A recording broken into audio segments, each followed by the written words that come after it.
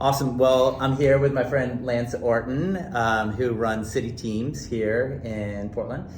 And yeah, we've kind of struck up a newer friendship. And your personal story of how you got to Portland is unlike anyone's I've ever heard. And it's not super common in the business kind of workplace, but I think it's fascinating, and would love for you to kind of share. I know you share it a lot with what you do in City Teams, but to this audience, I think it'll be super refreshing. It's an hour and a half long testimony that I'll try to summarize in 60 to 90 seconds. But the long and the short of it was, grew up in a real normal nuclear family. Dad was a business guy, went all the way up through the Silicon Valley tech.com world. Mom was a Montessori teacher, got a younger brother, and lived in Newport Beach. It was all normal until my parents got divorced at a real crucial age, right around early teen. And that was the first sort of, I didn't know it then, but trauma that I consider to be a catalyst that kind of pushed me towards addiction and all the issues that would eventually lead me to homelessness right here in Portland. The next big catalyst was the death of my father in 2005. He was my hero, he was this .com CEO in Silicon Valley. I wanted to be just like him. And then in 2005, a tractor flipped up on him over at a ranch we owned in Napa Valley, killed him instantly. And at that time, I was doing a 3-year stint in the Army, sort of trying to get some discipline. I was not, I had a college degree and was doing okay at times in my life, but really lacked a lot of discipline. And at the end of the day, it was, I was selfish. I grew up selfish, and I loved my dad to death, and he was pretty selfish too. And so I was on that path when he was killed. I wasn't spiritually equipped to understand what that meant.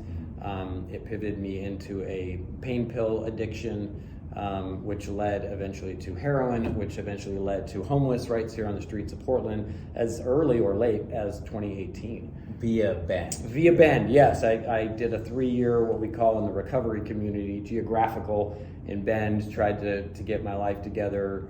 And it was a series, would happen. It would do good for a year or two, and then back down to a rock bottom, and those bottoms got lower and lower. And because I had a college degree and a little bit of charisma, so I'm told, I was able to climb back up, but I never could sustain anything beyond about a 4-year cycle. And we're now at just about 6 years of sobriety. So I hope I've broken that cycle. Leading City Team is a good test to that and relevant to my story. Yeah, I mean, some of the parts that you left out, I just you ended up kind of penniless in Portland, and literally didn't have a shirt on your back. Literally. And moved here homeless, addicted, like so many. How did you get the job at City Teams if you're barely holding on? So I was, the quick version is I was living in the back of my car, and then it was stolen by another individual, and that put me on. And in my car was everything I owned, including my social security card, birth certificate, ID, everything. And he drove off with everything that was evidence of my existence into the sunset. And that was the moment. Which turned out to be a silver lining. Which was a huge silver lining. That was the moment. I remember standing in this park somewhere in Portland, and as it drove away, I was terrified, but there was a weird serenity, almost a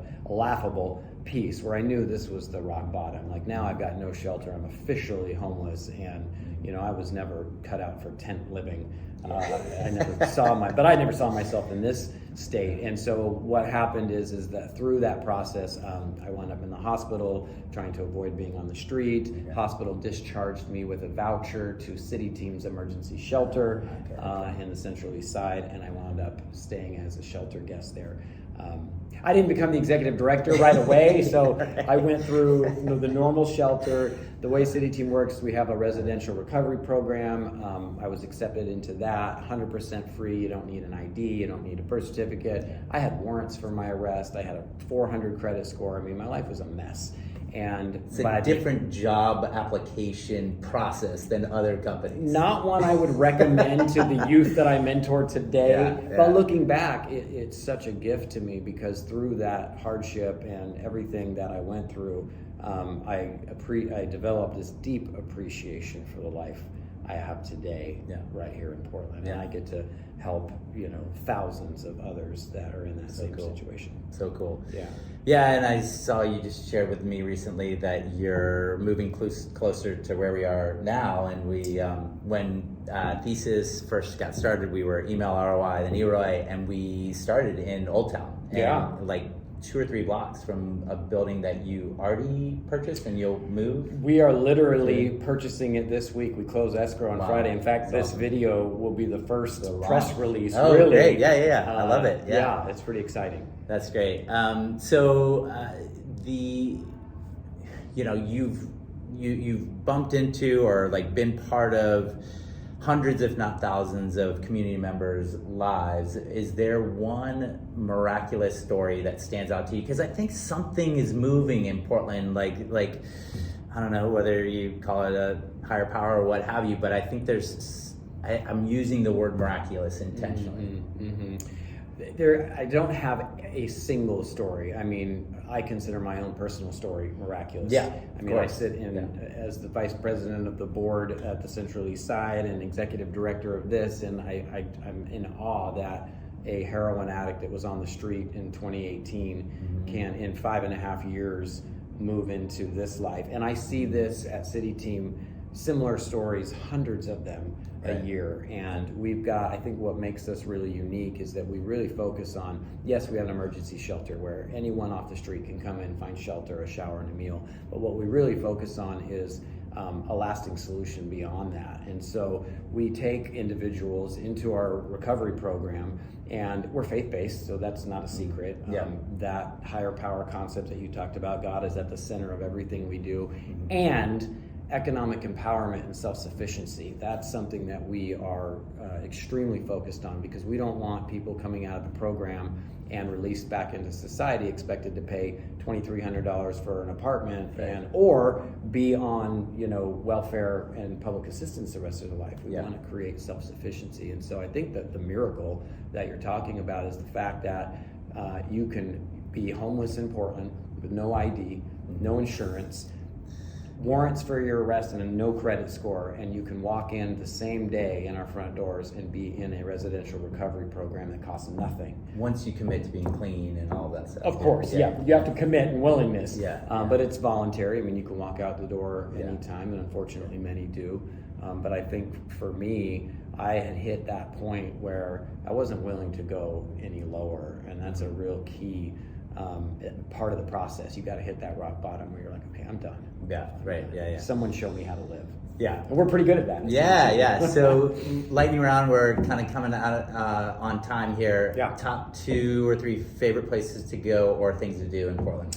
Yeah, great question. Okay, I'm going to focus on Old Town because we're about to be new property owners there, and my wife and I had a donut craving at about 11:30 p.m. Saturday night, and we said, you know what, let's drive down to Voodoo Donuts in Portland. And here's the thing, Old Town, it can be rough at night, and we stood in line for about 35 minutes at Voodoo Donuts and did some amazing people watching. But here's what I saw.